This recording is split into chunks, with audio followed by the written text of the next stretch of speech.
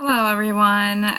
My name is Lisa Abed, and I am sorry for the late video. It was just one of those weeks where I had way too much going on, and it was just one of those weeks. And I guess I misread the instructions, and I've written the assignment versus sending the video. So I'm doing the video now.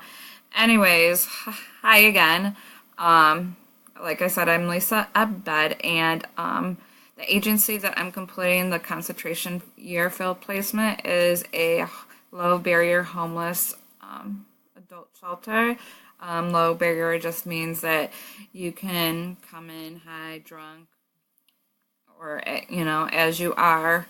Obviously, you can't have substances at the shelter, but it doesn't. They don't discriminate you coming into the shelter under the influence. I am hoping to gain more experience. I work with this population on a daily basis, and I kind of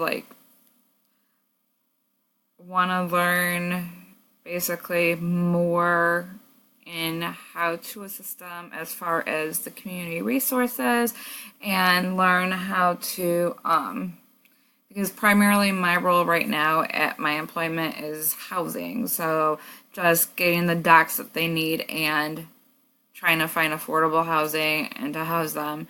I would like to learn what they do on a day-by-day basis, and some of those individuals that I really like to focus on is the individuals that are released from jail and trying to get them more intensive case management, trying to assist them getting linked up with community resources, and